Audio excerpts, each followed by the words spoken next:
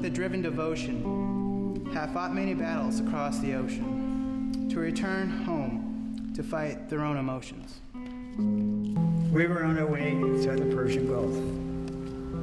Maybe a day and a half out, but we were running, we were fast. The nightfall came, and that was curtains. Something hit us. I don't know what it did, whatever hit that vessel. But that vessel, I swear I went up 100 feet in the air. So I went up the ladder and everything, opened the door and I looked. This is, oh my God. Half of the boat's gone. Remembering is not just names on a stone. It's really listening to things I wish you didn't have to say. The tears you keep inside of you echo the ones I didn't know that I had inside of me. How can I take your story to change my own? A lot of times our veterans need somebody to listen to them. I know myself personally, sometimes I like having somebody listen to me, because now you don't know how long you're going, or when you're coming back, or if you're coming back. It's not something easy you can let your family know. So I remember the night that the Americans attacked Kuwait, because I was in a convoy with the Americans, 26 miles outside of Kuwait. I watched Kuwait light up. The next day, you can see things floating, like when you talk about oil in the water. Animals, oil, garbage. You can see all that floating in the water. And these are things that veterans sit at home at night, a lot of times by ourselves, remembering that people.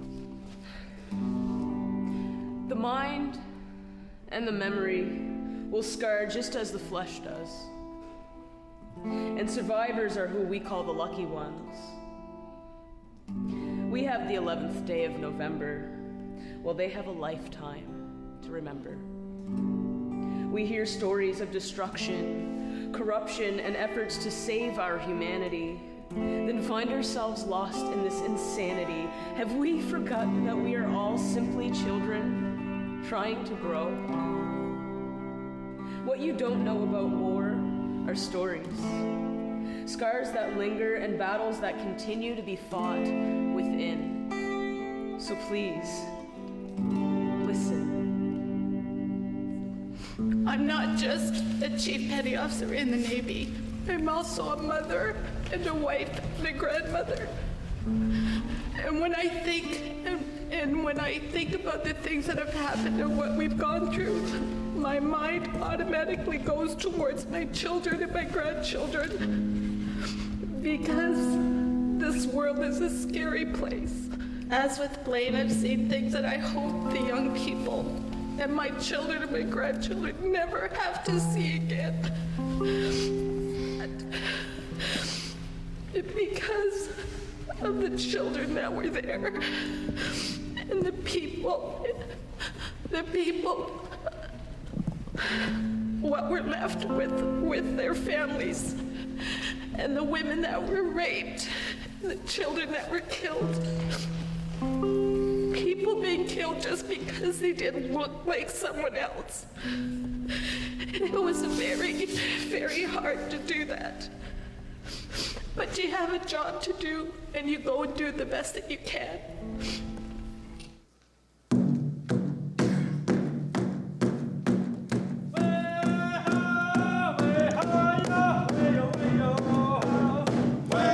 Please be seated.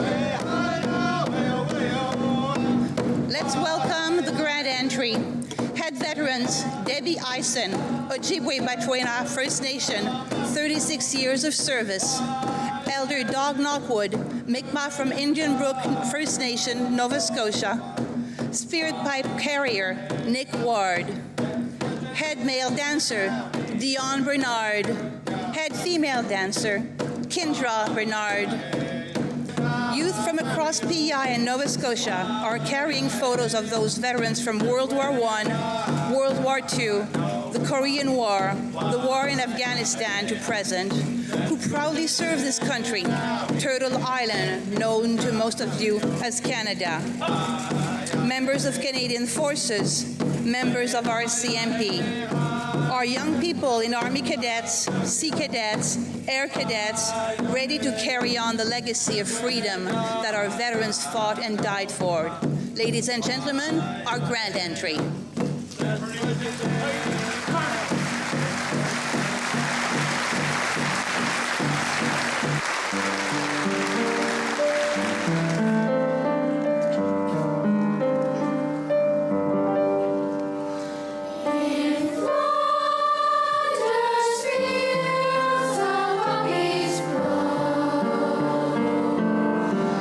Between the crosses, row on row.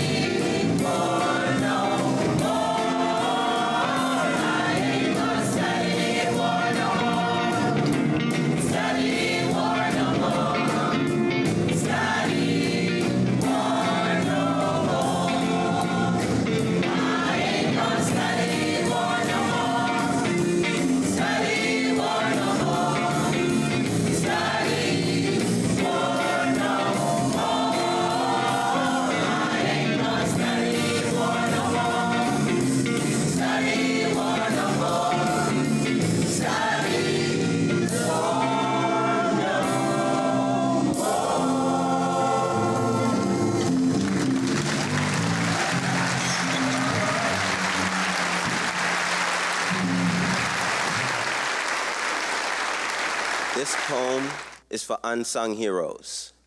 Black and brown soldiers forgotten line by line where poppies are sold, and row by row in Flanders field where poppies grow as if their blood doesn't equally soak its petals.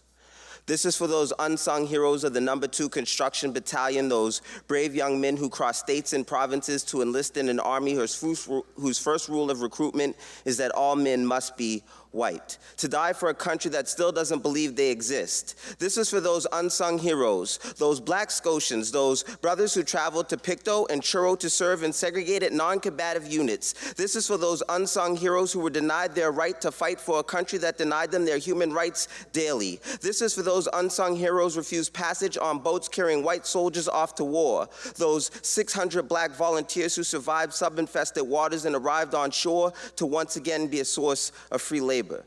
This is for those unsung heroes that couldn't serve on the front line but could serve the front line by repairing roads, carrying supplies, and cutting trees for railway ties. They defused landmines and dug trenches and carried the wounded and strung stretches of barbed wire fences. They risked their lives behind enemy lines, dodging enemy fire while inhaling mustard gas, but they weren't even given masks. They were the last on the supply line. They were even denied medical attention and left to die. They were accused of faking sick, and they were called lazy and unfit, but yet they continued to break production records. This is for those unsung heroes, those court-martialed after the 1918 Liverpool riots, whose stories were silenced. This is for those forgotten soldiers, those forgotten by king, queen, and countrymen. This is for those unsung heroes in all black regiments, the black and brown veterans who have died and continue to die on battlefields unrecognized with no benefits, no blue crosses or blue shields on their medallions. This is for those unsung heroes returning home from war only to find that they're still third world citizens, wondering what they were fighting for their children's children. They were fighting for young men like me who have never seen battle before, young men who will never know war, young men who will remember and honor the unsung heroes. Thank you.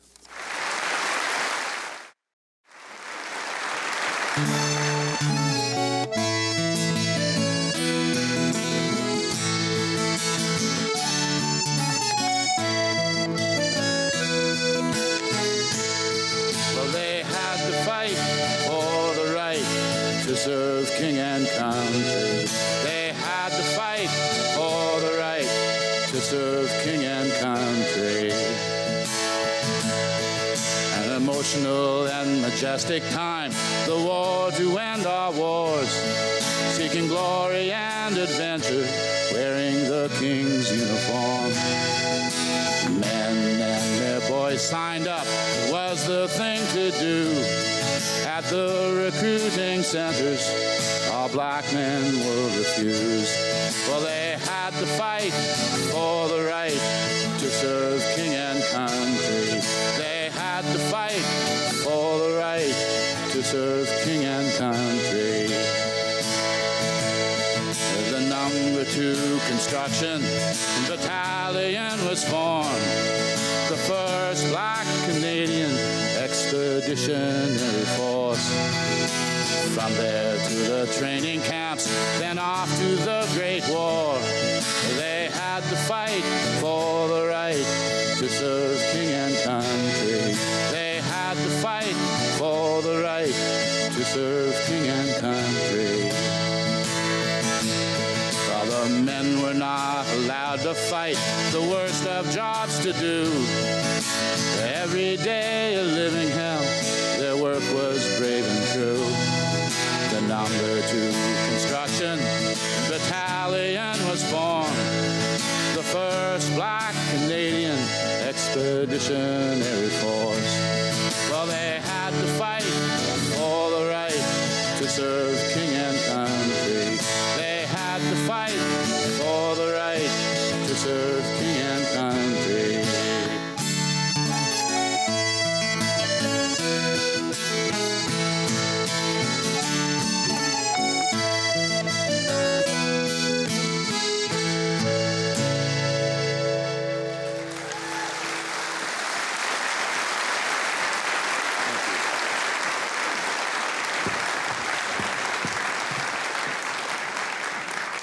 Shalom. Oh, did I startle you? Sorry. Do you mind if I sit here? Thanks.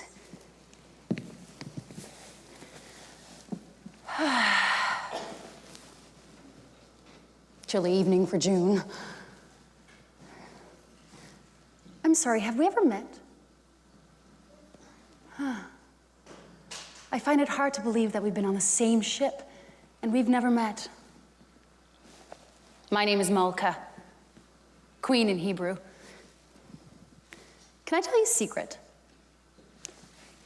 Sometimes, when I go to sleep at night, I imagine what the world would be like if I were a queen. It's very embarrassing. Do not tell anybody. I would start off with free pierogies for everybody. I know, awesome, right? And then I suppose some world peace would be fine as well. I assume you agree, not just about the pierogies. We wouldn't all have left our homes if we didn't long for some peace again. You want to know about my journey? Okay, well, July 25th, 1938. Jewish doctors were prohibited from practicing medicine in Germany, which put my father and many other hardworking Jewish men and women out of work. Now, little did I know, the worst was yet to come. November, Kristallnacht. If I have my numbers correct, over 7,000 Jewish businesses and homes were looted, nearly 1,000 synagogues up in flames, and about 100 Jews killed. Now, after these pogroms, my family and I knew it wasn't safe for us to stay in Germany anymore. We heard that the MS St. Louis was making a voyage to Cuba. Now, once we'd get to Cuba, we'd go and wait for our quota number for America. Now, as you know, it was very costly, but we had relatives in Cuba that got us the money to buy the necessary documents for boarding the ship and for landing in Cuba. May 13th, voyage to freedom. Well, I guess this is the day that my journey and your journey become very similar. I don't know about you, but for me, the day that we boarded the St. Louis ship is a day I'll never forget. Relief, hope, melancholy, all wrapped up into one.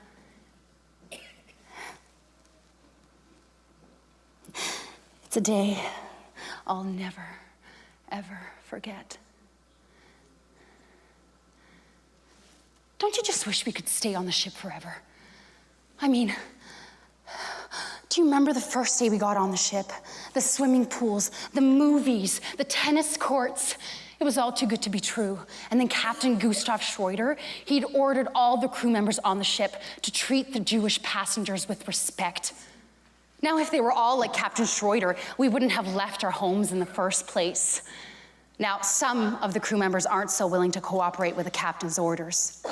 Otto Scheindig, yeah, the local Nazi group leader. I'm sure you've caught on to his Nazi propaganda, playing his Nazi commercials before our movies and singing his Nazi songs.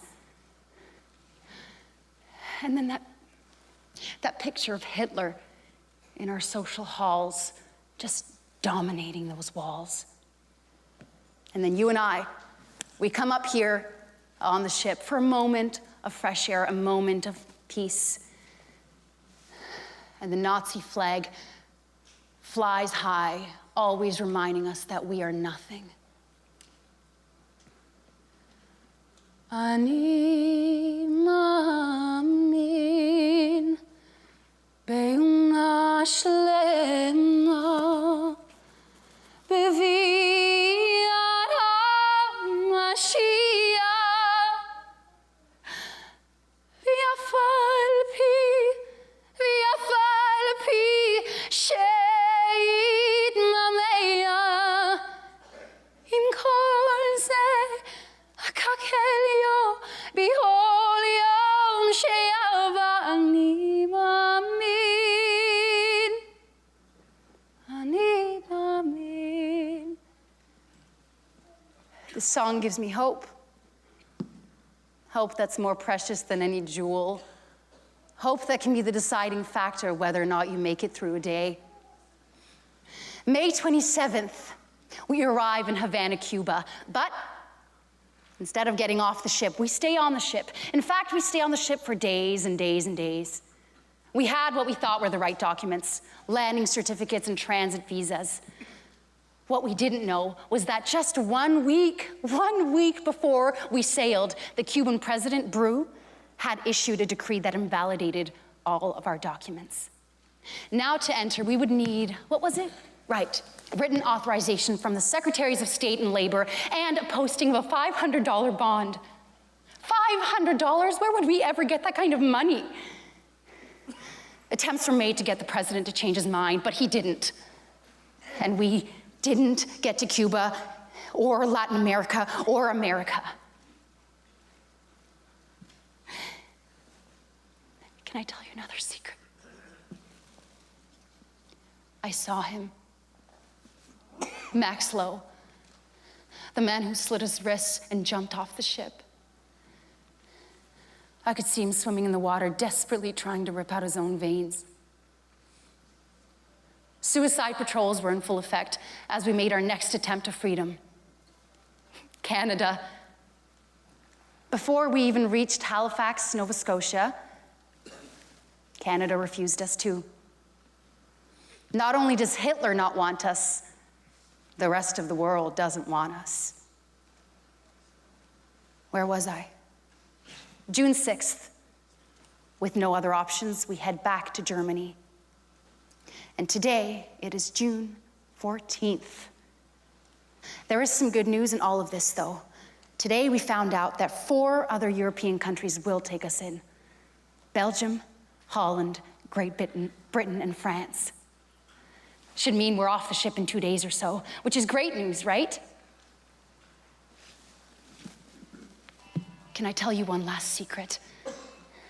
I overheard these 2 men on the ship talking today, and they said they're not so happy about this. They think that Germany will end up invading most of Europe anyway, which will mean we won't survive. No. Everything will be okay. Everything has to be okay. Eventually.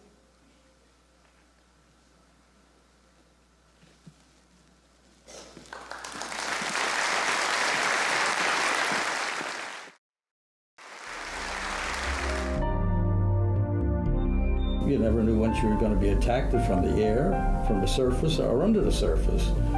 So it's a gnawing gut feeling as though, when can it be me? But then, you're just young. You're only 18 years of age, and I was 17, 18. You always think you're too young to die. It is unbelievable to think the freedom, what it cost. It cost in lives lost, opportunities lost by all these young men that never had the opportunity I had.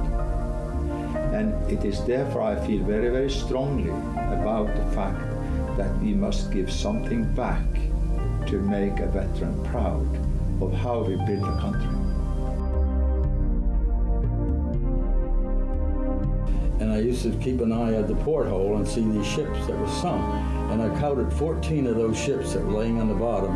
It was during the steam like hours. And how many more did I didn't see, but that's what I noticed. And most of them went down stern first. A lot of tankers with the engine in the stern, and the bow stuck out. Part of the bow out of the water, or even they went down bodily, but the superstructure, the funnel of the mast would be out of the water. So this was the stark reality of war.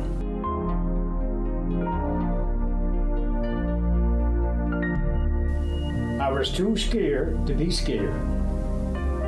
It's an awful feeling to get.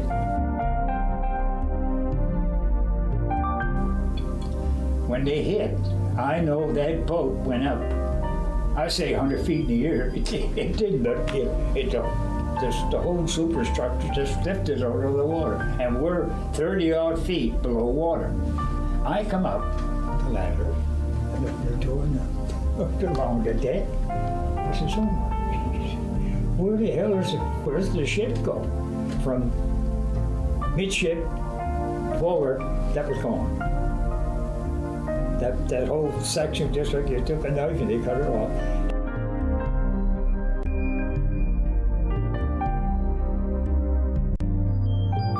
things started to run bad, to get bad in that big compound. There were thousands of people there. And you were all crammed in together? There was like a United Nations thing all there with one, and things started to get rough. What do you mean? In what kinds of ways? Well, there's certain things that I don't want to talk about. I mean, what things were a little too rough, health-wise. Right. They starved you for one thing. They didn't give you very much food. I mean, they had nothing to eat. Yeah. I didn't mind that, going hungry. You get used to that after a while.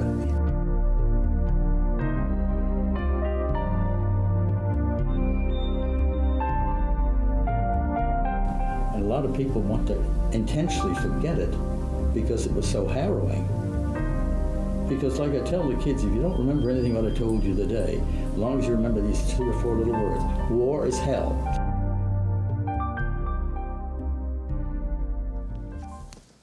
We women have marched pregnant and given birth in bushes beside roadways, carried the children on our backs through trails of tears and evacuations, and when the babies died, we used the milk remaining to sustain the starving, falling to the side until our breasts dried up. Our battle cries have so often been lullabies to hasten dying eyes, and so often without complaining, we have been the sacrifice in wars decided where we were denied the chance to have a vote. We are parched throats and bloated bodies littering the roads. Our monthly blood has stopped from exhaustion and stress. We are found where we dropped with mothers arched over the bodies of the little ones with holes punched through our chests. We mothers have always given our lives in protection, stepped in front of bullets, or like women in Vietnamese villages witnessed offering their bodies to soldiers to save their mother or daughter from rape. War takes more from women than tales of battlefield glory will ever relate. Nobody writes heroic poems or plays about what we women endure while the men create the heroic victory. Our stories of front lines and trenches ignore the woman-made prostitutes, the forced abortions, infections, the devastation left in the wake of the battles they put on the monuments. There are no ornaments or engraved plaques for women so often found in mass graves. And though we are not the cause of war, we are left out of peace negotiations. We have lived the Cheyenne saying that a nation is not conquered until the hearts of its women are on the ground. But we have found well springs of bravery to sustain us. We women have saved what we can and rationed the bread, so often foregoing our own portion. We are survivors looking ahead to times of peace. We have imagined worlds run by women where conflict would cease. Like the woman in Kenya who founded their own village, Umoja, meaning unity after being rejected by their husbands for being violated, creating their own economies and families, continuing to teach and keep the homestead running, wallpapering over the holes in the kitchen left by missiles, and sitting down unbeaten to cups of tea. We have grieved our husbands and sons and gone out to work in factories in jobs that will not be appreciated once the fighting is done. We have sewed back on the amputated limb and been dismissed as only nurses. We have caught all the diseases. We have seen the worst and have been the first to enlist and the last to receive services. And still, to this day, they have doubted our purpose, claiming women in the unit are bad for morale, and so we are denied commissions for battlefield positions. And still, we continue to work the shifts. We have typed the list and brought the coffees to the generals, and we have been hissed and cursed of collaborators when we couldn't resist the enemy's advances. We women have done the dirty work, taken chances on spy missions, positioned inside enemy lines to send radio transmissions, the Cree women risking their lives as code talkers whispering. We have driven the trucks and fixed the transmissions and filled the planes with gas and listened to the words of dying men as we held their hands, kissed them, and offered them comfort as they passed. And still we have marched on and outlasted, like the grandmothers of the Plaza de Mayo in Argentina, continuing to hunt for missing children kidnapped or born in detention. And did I mention the South African freedom fighter tortured and kicked in the belly who sang as she gave birth to her daughter in her cell? I can tell you, we women have killed and been killed, burned off the land and forced against our will. Often it has been the men on our own side who violated us. And still, we have built communities like Queen Nanny, organizing the Maroons in the hills of Jamaica, the spirit of Harriet Tubman, Moses, also known as the general holding shotgun to temple and saying, "Dead men tell no tales." We are those countless trips through hostile territory. They said on raids, she was silent as a snake's tail. Yes, we have been ruthless in our quest to win our freedom, so often succeeding where men had failed. We are Joan of Arc, leading the French army as a girl of 13, believing we received messages from holy voices. And we have been burned at the fiery stake when the battle turned. We are Anne Frank, writing in her diary, because so often we women have fought with words to bear witness to atrocity. We have made the hard choices like Queen Nzinga, poisoning her own brothers to protect her people against the colonizer. We are the warrior goddesses divine like Kali, Mama Oya, and Athena, and we have disguised ourselves as men like Mulan in China. Or like Indigenous women in the Canadian Army hiding their race to serve the same country that denied them their rights. Some were survivors of residential schools but still signed up to fight.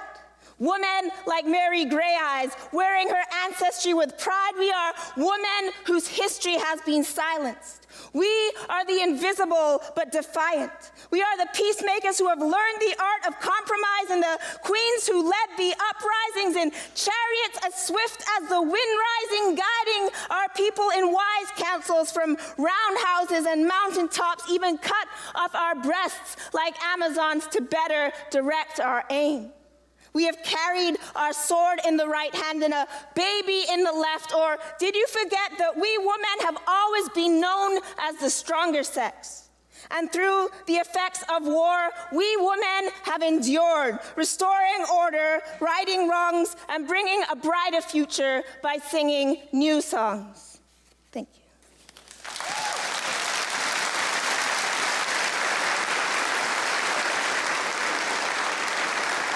Hello. Really happy to be here this evening. My name is Todd Labrador. My father, Charlie, wouldn't talk much about his father. He would just tell us that his father died of mental wounds. My father died in 2002 at the age of 70. He was raised mostly by my great-grandfather, Joe Jeremy, on the Wildcat Reserve in Queens County, Nova Scotia. Those who knew my father knew him as an honorable man. He was the first chief of the Acadia First Nation. When the Acadia First Nation was first formed, there was very little money available. My father would travel to the many chiefs' meetings, and he had to work in the woods in order to get enough money to attend the meetings. He couldn't afford a hotel room, so he'd have to sleep in his car, and he did this many times.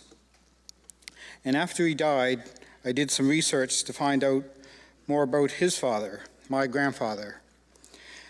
I found out that his name was Lewis, and that he and his two brothers had fought in World War I. I never knew their names because my father wouldn't talk much about it. I heard that they had fought at Vimy Ridge and that one of the brothers died over there, and my grandfather lost part of his leg. And being Mi'kmaq, they didn't have to go to war because conscription didn't apply to them. But they wanted to fight for Canada, so they signed up.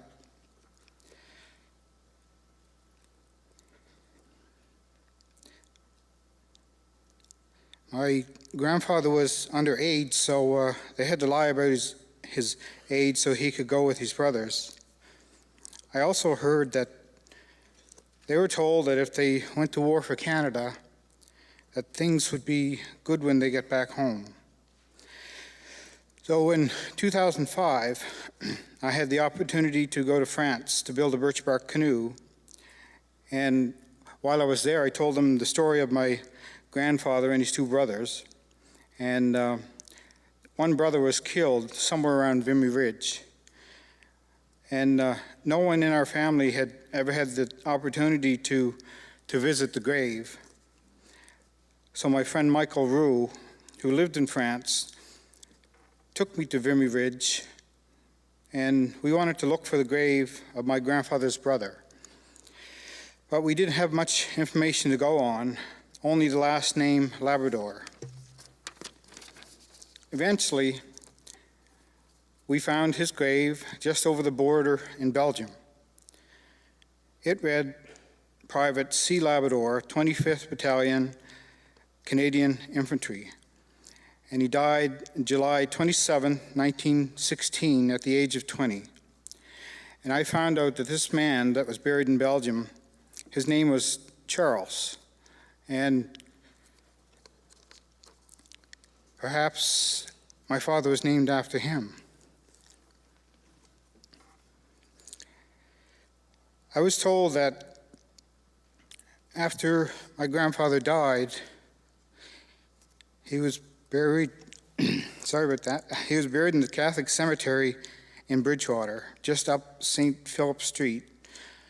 But we could never find his grave.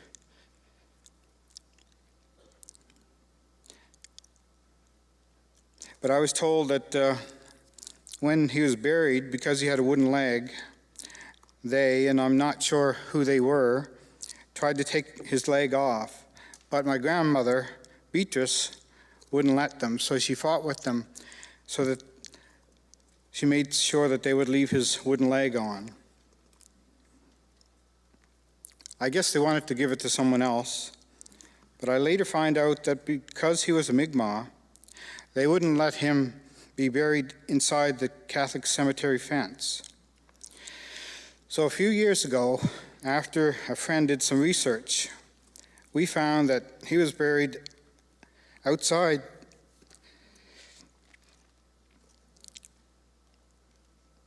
the Catholic cemetery fence and down over the bank in the woods.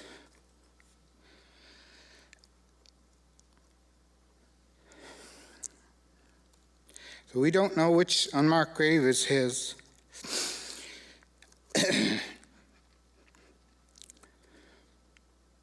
There's just a sunken hole in the ground, no marker.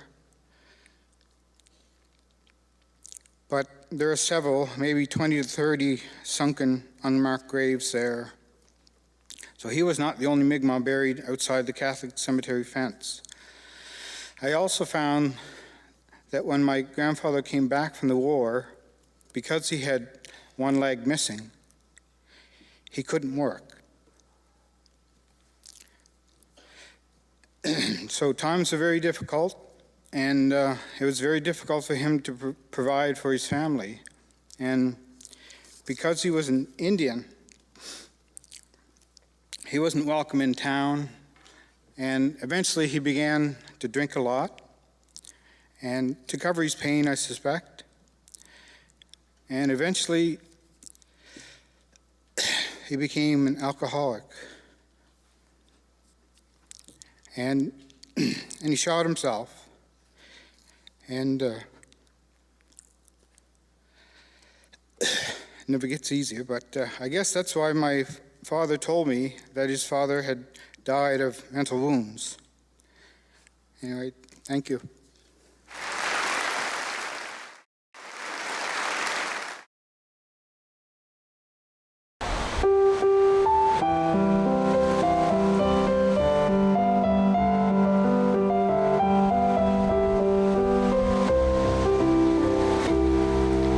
Dites-moi, pourquoi vous vous êtes engagé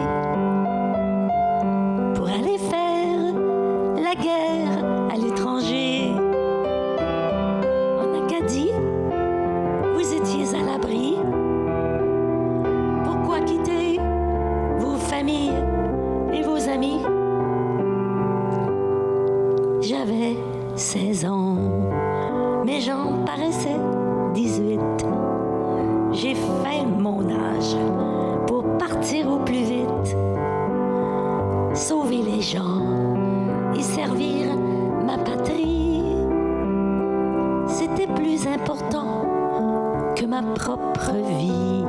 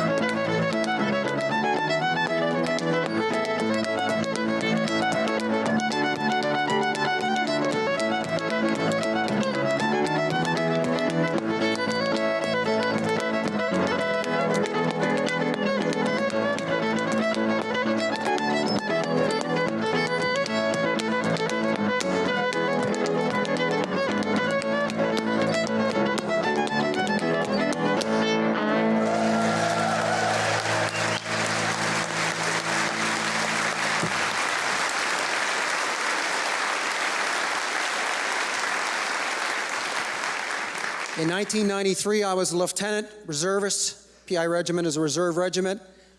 Lucky enough to serve with the PPCLI, deployed to Sector South in Croatia, where we became involved in the Medak Pocket operation. What the Medak Pocket operation was a reinforcement by the United Nations of our protection mandate in that country, which means we took back the ground that the Croatians had invaded by force. We're also involved with us, we're elements of the French army, and we switched from a traditional peacekeeping role to a peacemaking role where force was used. My role, I was in reconnaissance platoon, and when we forced back the Croats by companies, when the second company was lodged in, my platoon's job was to get into the villages that were ethnic cleansed by the Croatian army for the last 5 to 6 days. My, in fact, carrier was the second carrier into Licky-Chitlik. I had videographers from Zagreb headquarters, the United Nations, to get the raw footage of what was happening in those villages. Licky-Chitlik, Doniselo, and Chitlik. Just imagine driving into a small village on PEI and everything is on fire. The buildings, infrastructure, farm animals are let loose or shot. Nothing is spared. In those 3 villages, it was estimated 1,200 people lived. As I said, nothing was spared, not even the wells, not even the cemeteries. Carol Off, CBC reporter, wrote a book called The Ghosts of the Medak Pocket. And I think it's safe 20 years later today to say she mentioned in the book that nothing was spared and everyone was killed in those villages. Well, she's incorrect. We saved 3 people in those villages. We managed to find 3, and we got 3 smuggled out later on that night back to the Serb lines. Regardless of what side was fighting in the former Yugoslavia, they all had atrocities on each other.